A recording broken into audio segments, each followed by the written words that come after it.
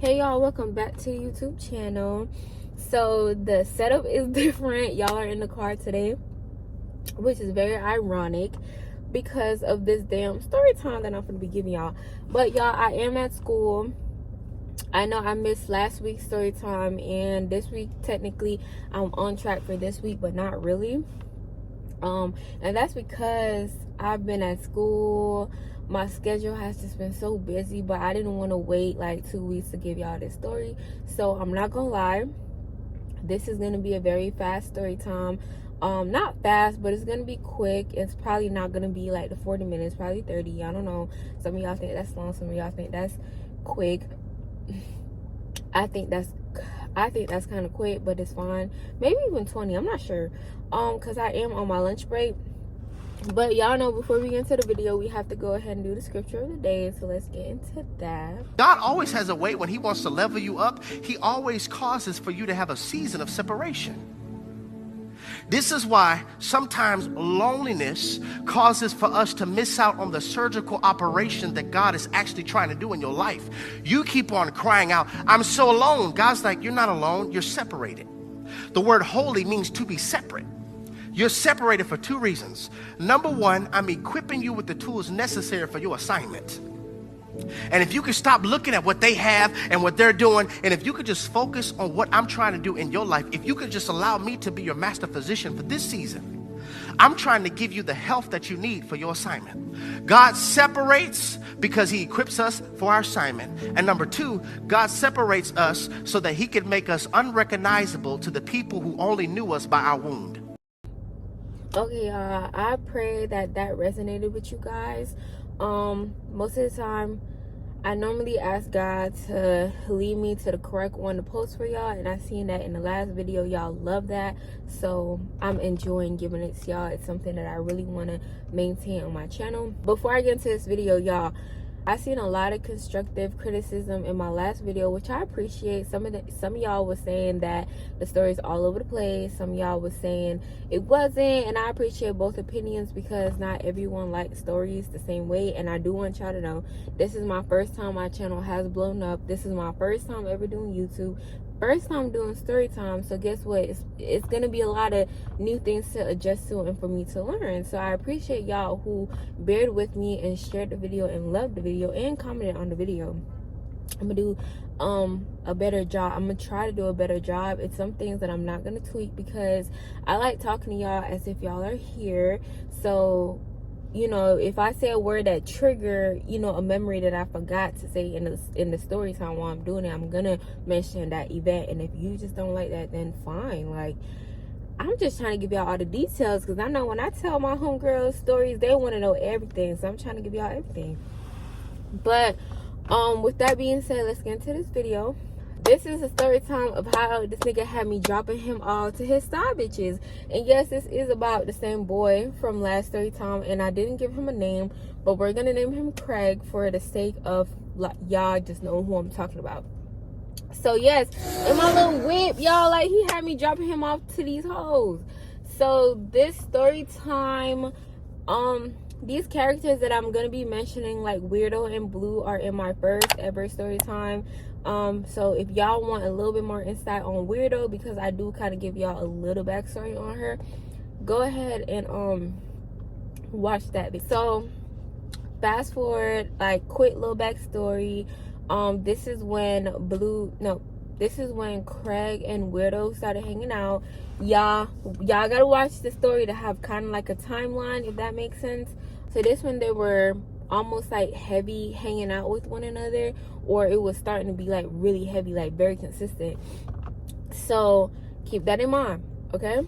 So I did not know none of this because he had just started going off with her. And Weirdo is a dyke. For y'all who don't want to go watch the video, she's a dyke. So it wasn't like it was a girl best friend, like, in that way. And I have been knowing Weirdo for a couple years now, but we fell off. Y'all go watch the story time. Go watch the story time so y'all know what I'm talking about, because I'm not gonna keep giving y'all those, you know, nuggets. Y'all gotta watch the videos to keep up like the other people. Okay, so yeah, So the routine with me and Craig was we went to school together, we drove together, went to school together. After school, we'll leave together, just how we came, and we'll go hang out, you know what I mean? And it would just be us, like, just spending quality time with one another, right?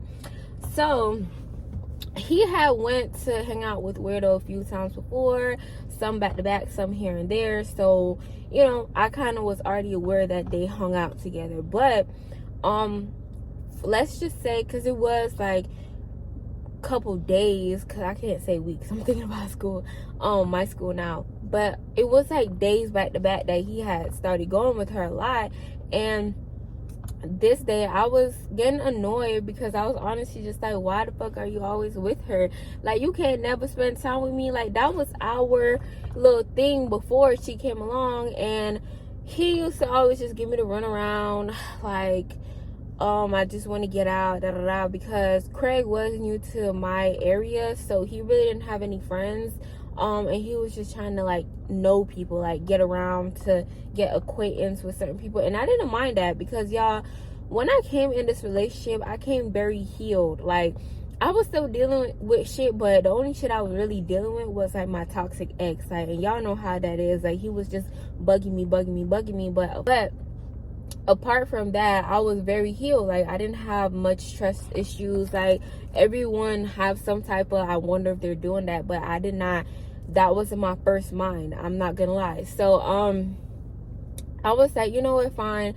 And I kind of just let it go, only because the simple fact of I understood the fact that he was new to the area, and I just wanted him to be his own person. Like, you know what I mean? Like, I love a clean boyfriend, I mean, but I will allow you to be your own person. You know what I mean? Like, you don't have to be up under me all the time, especially in the position that he was in. I understood that. So yeah, I had kind of started getting annoyed, and he was just always with weirdo, and I was like, fine. But y'all gotta keep this in mind. Like, I would nag. I don't even want to say nag, because that's not nagging, wanting to spend time with your boyfriend. But I will always tell him, can you spend time with me?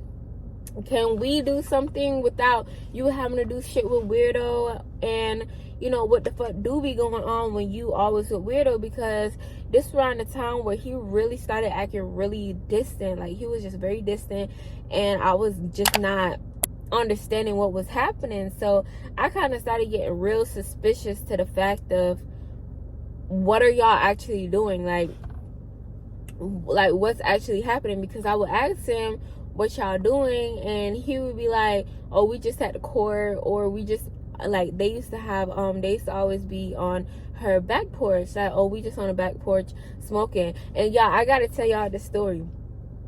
I gotta tell y'all this part, right? So he made music. So I caught myself going to the studio with him, and I had brought my camera.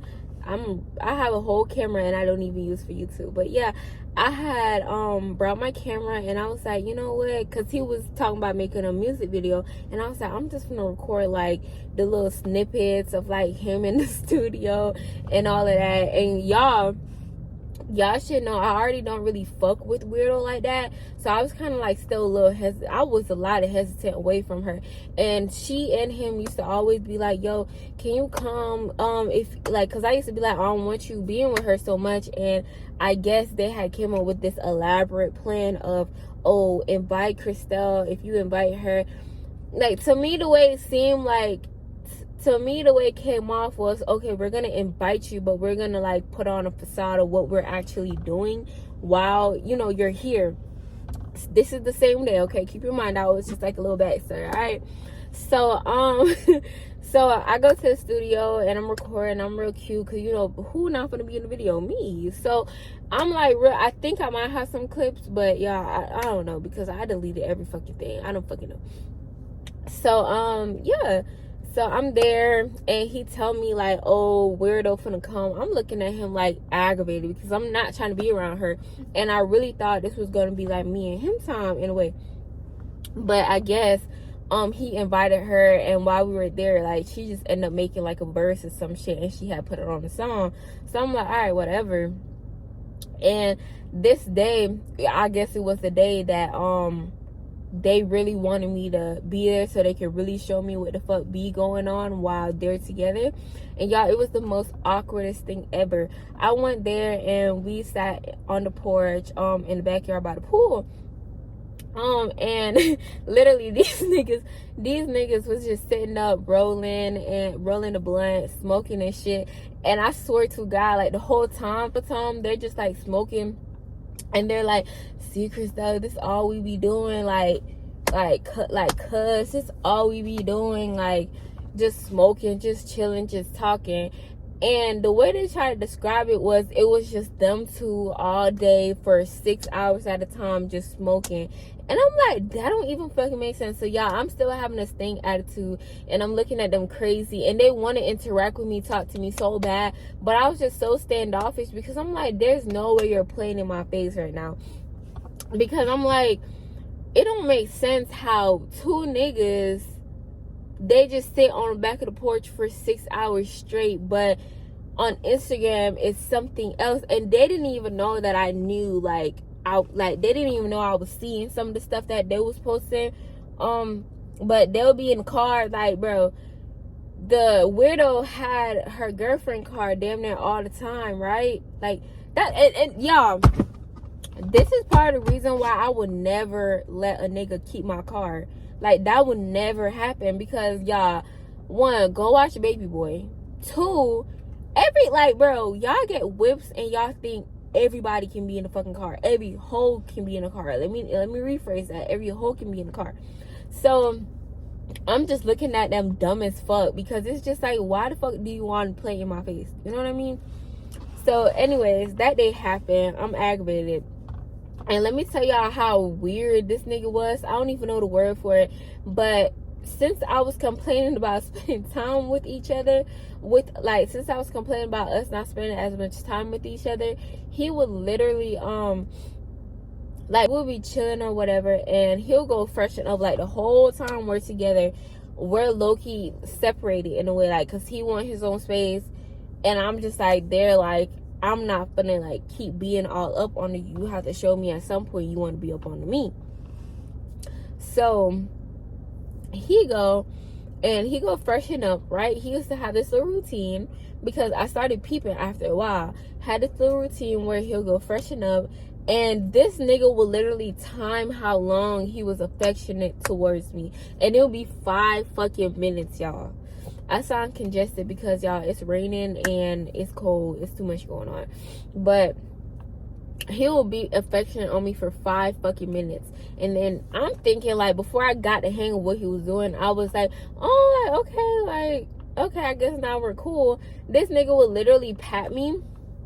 Like, he'll be, like, laying on me. You know what I mean? And, like, he didn't even do the most, too. So this is how, like, if this shit makes sense, like, he didn't kiss me, like, he didn't do, like, all, like, the little affection, like, kissing and rubbing, nothing like that. He'll literally just lay on me like a hug, right? Like, laying on me like a little pillow. And he'll go and, just, like, pat me when he was done, just pat me. And he was like, all right, can you take me to, I gotta give that place a new name, Louisville. I don't know, Louisville. Can you take me to Louisville? Like, that's what the community was called, okay? Can you take me to Louisville? Me and Weirdo supposed to meet up and do something at this time.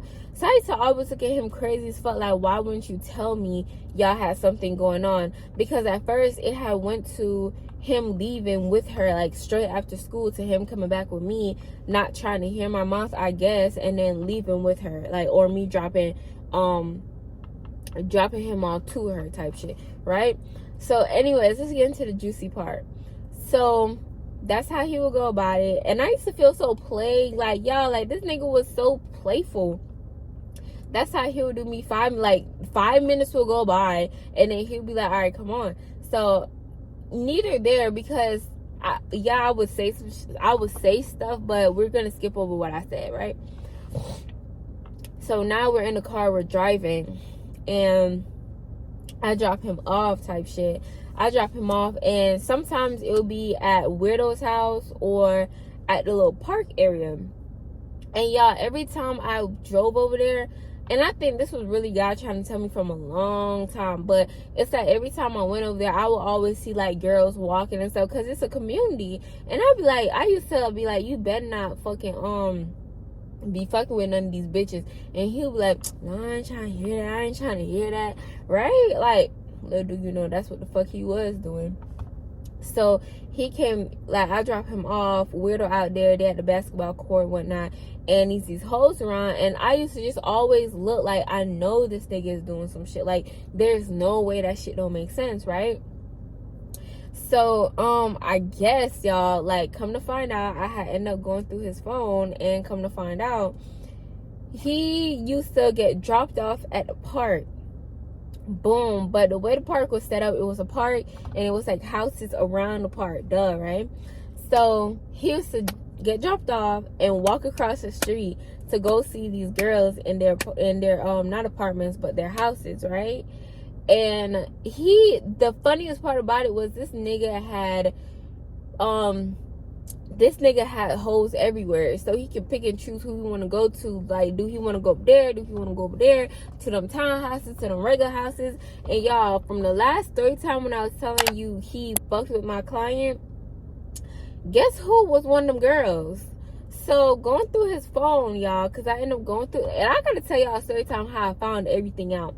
But going through his phone, I'm looking at the messages that day that I had dropped him off with a weirdo. So this shit really kind of, I don't even know when this shit started for real, but my guess is this shit started the day I kind of, like, my earliest memory of like the confirmation of this was the day that I had dropped him off with weirdo for the music video. In the last third time, because they're doing 2 music videos. It's the one that I had went to in the studio, and the other one that was like outside type shit. But yeah, that day I literally dropped him off to a bitch. Like, that shit don't even make no fucking sense. Like, this is so fucking embarrassing, but y'all know what, we live and we learn.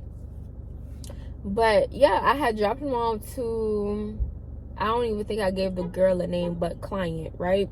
I had dropped him off to her, because she kind of stayed 15 minutes away from us, thinking that he was gonna go make a fucking YouTube video, not a music video. And y'all, the best part about that was me and this nigga was so cool that day. Like, that was the best we ever been, just for him just be doing that shit. I went through that phone, I found out that he had hoes houses in Louisville. Almost that girl weirdo was with him whole time, y'all. Like, imagine that fucking disbelief. And what else? Y'all, I don't find out that this nigga went to Lakeland or fuck somebody mama, like, on some cougar shit. I was like, what the fuck? So it's like, imagine that. Like, this nigga played so decent to the point where he's telling me he's hanging out with weirdo. Really, he's just gonna go meet up with these girls. And the reason why it was like a certain time was because him and the girls already arranged what time was best. And the time varied, like, and that's how y'all know it was different girls. Like, we get out of school, what time we used to get out of school? Like 3 something.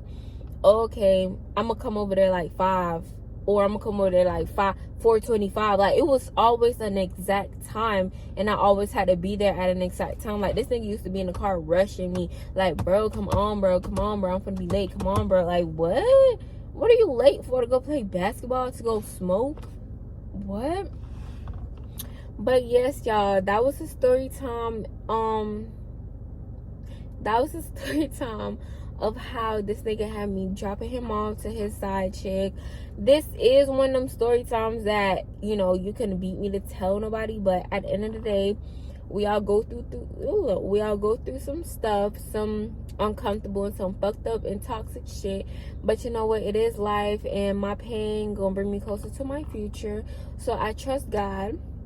Even though I was hurt for a little while, because it's kind of just like, why the fuck would you do me like that? I kind of understand why everything has happened the way it has happened, and I thank God for removing these toxic people. I don't harbor any hate, you know, towards these people, because it is what it is. You live and you learn. You know who you don't like, who you don't want to be around, and you just peep stuff different as you grow. But yes, y'all, I hope I hope this was entertaining to somebody and made someone's day. This could not be longer, but it wasn't really a long story time to make it longer, and I'm not gonna like milk it for y'all. Y'all kind of get the gist of everything, and I love y'all so much. Oh, y'all, let me know if y'all want this. The story time that I was really trying to give y'all, but I couldn't figure out how to go about it. It was church camp love affair, right? And it was like she tried to turn me out at church camp, and it was like a love triangle. I'm not really sure how I want to go about it, because one part I was thinking I could make it one big video, probably an hour long, of just like sorry y'all, probably an hour long of just like the whole experience there, or whatever I could fit into an hour long of point A to point B with like the love triangle, and she tried to turn me out in one, or I was gonna break it up into two, where it was the love triangle and she tried to turn me out at church camp. Okay, so I'm not sure how I want to go about it. So y'all let me know in the description down below. Y'all let me know in the comment section down below which one y'all like, and I love y'all so much. And I forgot to tell y'all, but thank y'all so much for showing my channel so much love. I love y'all. Thank y'all for helping me get closer to my dream. And I love y'all. Bye.